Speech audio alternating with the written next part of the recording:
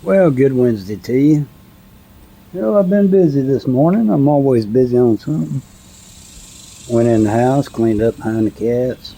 Forgot to eat breakfast, so I ate a half a bag of Bugles and a Diet Coke. Around about 10:30.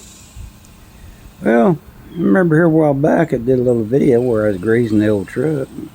All the front end and the U-joints and such as that. Got all that done while I was up under there. I noticed I had a drip that was on the transmission. It's a little 5-speed transmission, a little 4-cylinder motor. She's 33 years old now, boys and girls.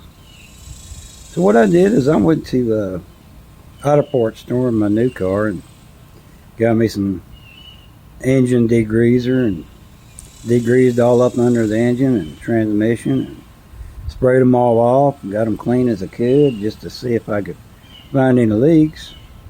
Checked every fluid level there is in it. Transmission, motor, antifreeze, coolant, whatever you want to call it. Power steering fluid, everything's fine. Didn't find anything. I'll check the rear end before I quit for the day. And got it all cleaned up. Had an old toolbox that old boy gave me on there, aluminum one. And I know, and had a plastic bed liner that my sister had put in there when she owned this truck. And so I took all that crap off today. I'm going down to Arlington, Texas, Dallas. Saturday morning, I'm going to leave here about 4:30, 5 o'clock in the morning. I want to get up there and early as I possibly can before the rush gets on. Saturday morning, not real bad, but compared to where I live over here in East Texas, it's horrible. So I'm going to drive up there to Texas Power Sports, Arlington, right off of 20 and 360 in that little area there. Drive my old truck here, just take it easy, not get in a hurry. It's old, it only goes so fast, can't help it. Just the way it is. So I'm going to Texas Power Sports, and I'd ordered me I don't know if anybody knows anything about Chinese bikes, but they got a little enduro. And it's pretty popular around the States, called the 250 Hawk. Well, I ordered that bad boy and on a Saturday, and they got back to me on Monday. Sorry, sir, but all these are out of stock, but here's what we'll do for you. We're going to give you the Hawk X250. And this one has a, instead of just a plain thumper motor, it has a balanced thumper motor. And anybody don't know what a thumper is, it's a single cylinder like a lawnmower. And it only hits every 4 beats. So it goes thump, thump, thump, thump, thump, thump, thump. So that's why I'm checking the truck out. I'm getting everything done on it, making sure it's good to go. Like I said, I'll drive up there probably 50, 55 miles an hour. Try to stay to 4 lanes so I can stay all the way to the right, keep out everybody's way. And I'll get her loaded up in the back of that bed. I got 6 straps, ratchet straps, and I got 4 hooks on this bed on the corners. And I'll put hooks on that bad boy and go all the way across the top. And I'll just strap the living daylights out of that motorcycle and I'll ride it back in the back of that bed. And the reason I'm doing that is they don't come with licenses. You have to, if you're a resident here in the state, they'll go ahead and do the sales tax. So you don't have to pay that to the state when you get your title and your license. I think the last time I checked, title fee was like $25. Since I've already paid tax, I don't have to worry about that part of it. And then your license will run you anywhere from $50 to $75 a year on those motorcycles. Got a motorcycle license. Insurance on something that small is going to run probably $80 to $100 a year. Liability is all you need here in the state. If unless you're financing something, then you got to get full coverage, and that'll cost you a couple of $300 a year. So I'll go ahead and go pick her up. And I'm going to bring her back. I'm going to make a few videos of us before I ever ride the thing. I'm going to go get the tags, the title, all that, get it ready to go. Get my insurance put on it. Then I'm going to adjust the valves and make sure they're good, because they're well known for coming in super tight. So I'll go ahead and make sure the valve lash is okay on there and get it all adjusted out. Then I'll clean and lube the chain and get it adjusted. I'll make sure the oil is good, the tires are good. I'll go around tightening bolts and putting blue Loctite on it before I ever kick it over for the first go round. And I'm blessed and lucky here. The Murphy Oil, which is Walmart's gas station out front of them all, they sell non-alcohol 91 octane gasoline. So I've got a 2.5 gallon jug over there. I'll go ahead and fill that up full of that 91 octane and get me some gas in there. And we'll test drive it around town and on the back streets, you know, so I can take it easy, make sure I've thought of everything there is to think of. It's going to be my little commuter bike. There's only about 6 to 8 weeks of days you can't ride a bike here where I live. And that's last 2 weeks of January and the first 2 weeks of February. Of course, when spring comes, fall and spring, you got rainy weather, but it's still nice and warm enough to where you got a good rain suit, and I do. You don't have to worry about it. You just get on it and go, baby. If you're going to worry about a little rain, hell, I work outside every day. So in the summer, it's hot. In the winter, it's cold. When the sun's out, it's dry. When it's raining or snowing, it's raining or snowing. And you're out there in it. That's just the way it is. You can have a job, you can pay your bills, you can eat, or you can complain like a little girl. I ain't into that, never have been.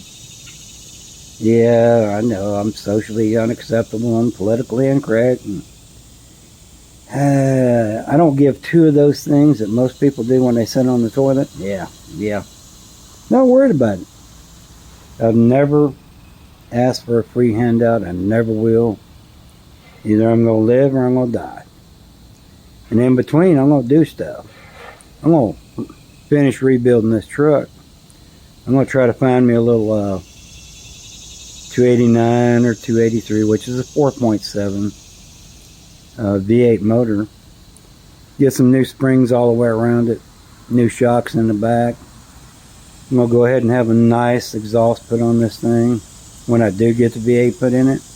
But I got to get a low-powered V8 because it's got a little T5 5-speed transmission.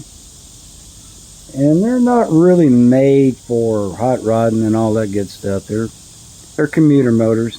You can pull stuff. It's not going to hurt it. But underneath, everything but the motor has been rebuilt, boys and girls. And the springs. I've had to put new brake lines all the way around.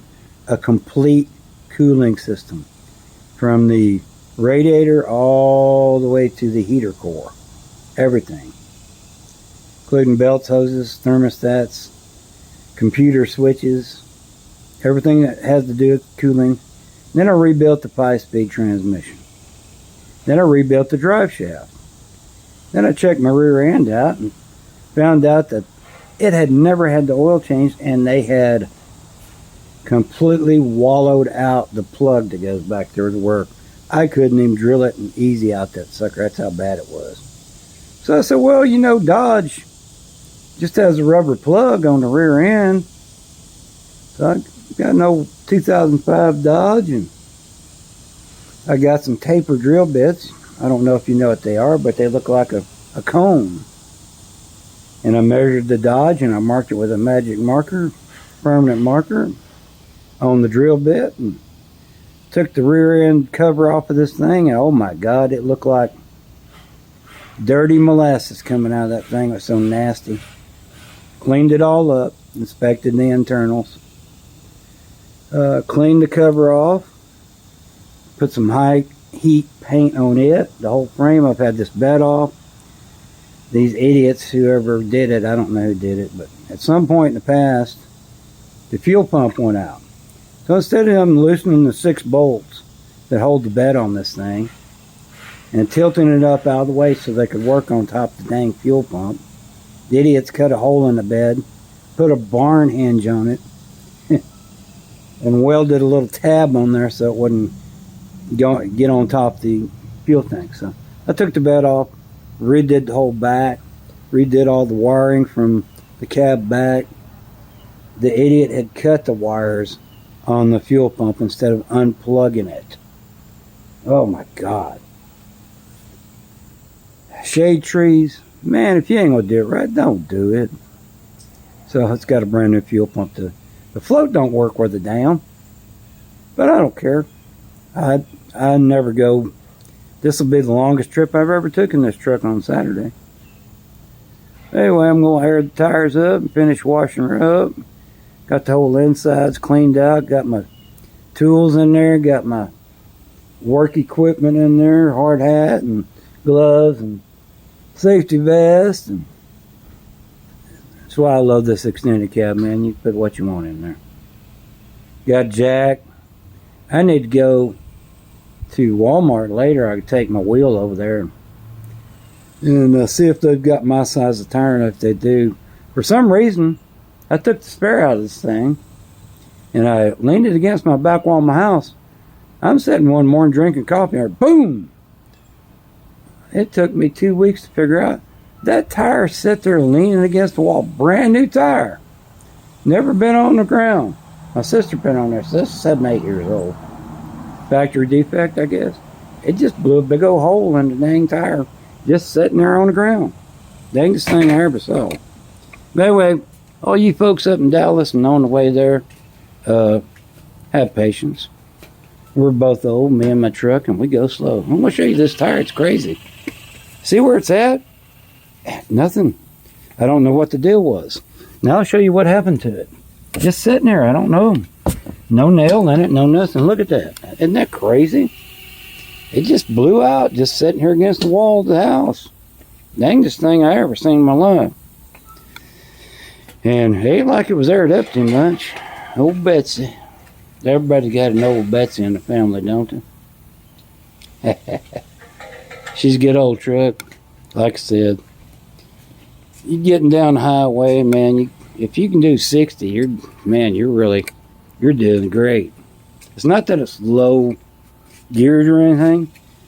Old motor's just got 200,000 miles on her. 3 owners that I know of. I'm the third. And these idiots baling wired and duct tape everything together. They didn't care one bit about doing stuff right. But anyway, oh, by the way, I went and got a haircut the other day, last weekend, and man, I come out there and they done cut every dadgum one of my hairs. You don't see? Look at that. Hell, I was already bald. You didn't have to scalp me. No, just kidding. I love short hair in the summer. But anyway, y'all be good. Y'all enjoy your day. Enjoy your week.